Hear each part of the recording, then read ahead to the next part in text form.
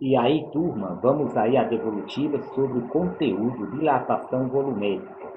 Vamos aqui o nosso exercício, né? A primeira questão diz o seguinte: leia as afirmações a seguir a respeito da dilatação dos sólidos e classifique-as em verdadeiras ou falsas. Em seguida, escreva um texto justificando sua escolha. Bem, a letra A diz o seguinte: um parafuso está preso a uma placa fabricada com uma substância de coeficiente de dilatação térmica volumétrica de valor bem menor que o coeficiente de dilatação térmica volumétrica do parafuso. Um procedimento para soltar esse parafuso é aquecê-lo e resfriar a placa. É o que está dizendo, né? Um procedimento para soltar esse parafuso é aquecê-lo e resfriar a placa. Então, será este o procedimento? Será verdadeiro ou será falso? Então, veja só, gente, vamos partir dos conceitos que nós já aprendemos. Aqui diz que a placa é fabricada com uma substância, né, de dilatação volumétrica bem menor. O coeficiente de dilatação da placa, né, é bem menor que o coeficiente de dilatação do parafuso. Então, o que é que acontece? Nós temos que o parafuso, né, o parafuso, ele tem coeficiente de dilatação volumétrica maior do que o coeficiente de dilatação volumétrica da placa, certo? Então, o que é que acontece? Acontece o seguinte, que quem tem maior coeficiente de dilatação, ao ser aquecido, ele vai se dilatar mais. Ao ser resfriado, ele vai se contrair mais que o outro. Então, o procedimento aqui, gente, correto, não seria o que está especificando aqui, não. Um procedimento para soltar o parafuso é aquecê-lo e resfriar a placa. Veja só, se eu aquecer o parafuso, né, nesse caso, como ele tem coeficiente de dilatação maior, então ele vai ficar bem mais preso à placa.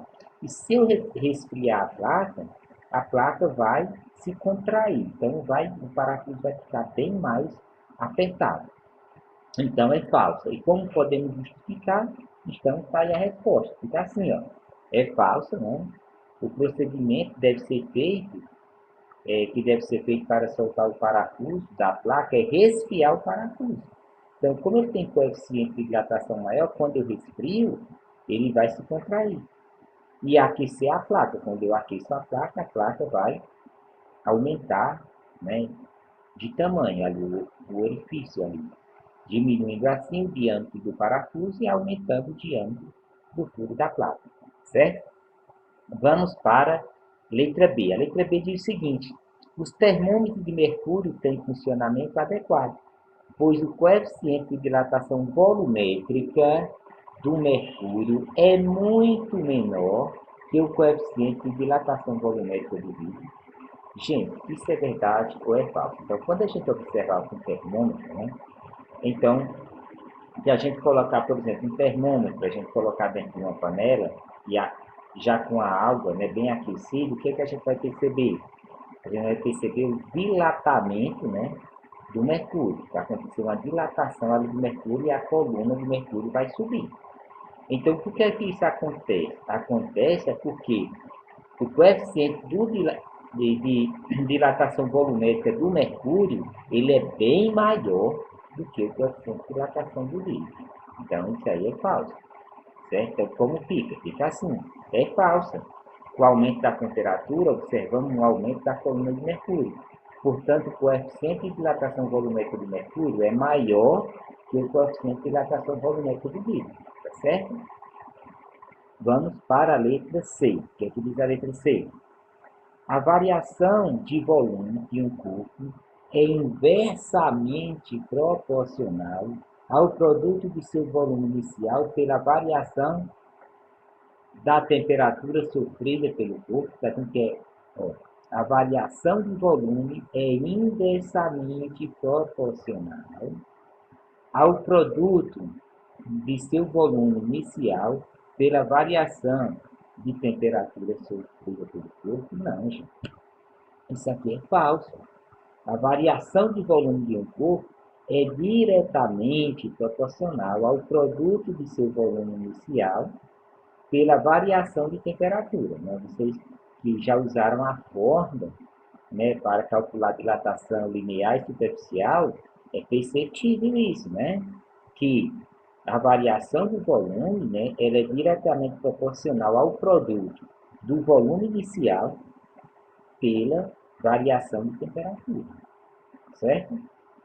Aumenta, né, o volume inicial ele vai aumentar proporcionalmente, né, à temperatura, à variação da temperatura, certo? Vamos para a letra D. A densidade de uma esfera aumenta quando sofre aquecimento. Quer dizer, o que é a densidade, né? Nós já estudamos que a densidade ela é uma razão entre a massa e o volume. Então, o que está dizendo aqui? A densidade de uma esfera aumenta quando ela sofre aquecimento. Então, quando uma esfera sofre um aquecimento, o que é que vai acontecer? O seu volume vai ser alterado. Vai ser alterado. Então, esse volume aqui é alterado. A massa continua a mesma, mas o volume é alterado. O que é que vai acontecer? Só um exemplo bem claro. Se eu tiver uma massa, se a massa dela for, vamos dizer, dessa esfera seja uma massa de 200 gramas, né? E o volume dela, né? Vamos dizer que o volume dela seja de 40, vamos dizer,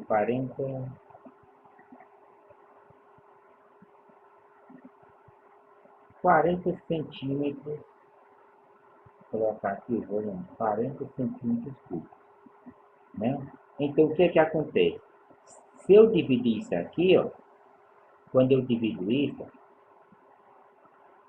ficou o quê? 20 dividido para 4, 5, né?